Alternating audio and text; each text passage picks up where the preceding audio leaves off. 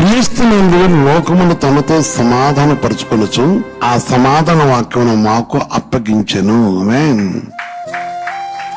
ఆ సమాధాన వాక్యమును మాకు అప్పగించాను. అపోస్తలుడైన పౌలు గారు కొరింథీయులకు రాస్తూ ఈ మాట చెప్తా ఉన్నాడు. నా ప్రియమైన సహోదరి సోదరు, దేవుని మాట, దేవుని వాక్కు, దేవుని సన్నిధి గొప్పది.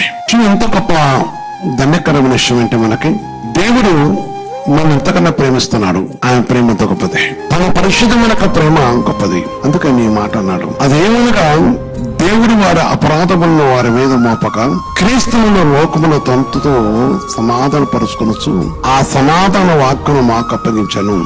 ఆ సమాధాన వాక్యను మాకు అప్పగించాను. సమాధానం అనేది క్రీస్తు ద్వారాని మనం వింటున్నాం. ఎందుకంటే మనము సమాధానంగా ఉండాలని మన కొరకు తను అప్పగించుకున్నట్టుగా, అదే కాదు క్రీస్తు యేసు నా కోసం కూడా బలి అయినట్టుగా మనం చూస్తున్నాం. అని ఏమన్నానంటే మన అపరాధం నిమిత్తమై తను అప్పగించుకున్న మాట మనం విన్నాం. ఈ సమయంలో కూడా చూస్తున్నప్పుడు ఈ గొప్ప మాట మనం చూస్తున్నప్పుడు దేవుని బిడ్డలారా, దేవుడు అందుకే 18 కూడా మాట చెప్తాడు. సమస్తమును దేవుని వలన అయినవి, ఆయన మనలను క్రీస్తు ద్వారా తనతో సమాధాన పరుచుకొని ఆయన మనలను సమస్తమును దేవుని వల్ల అయినవి.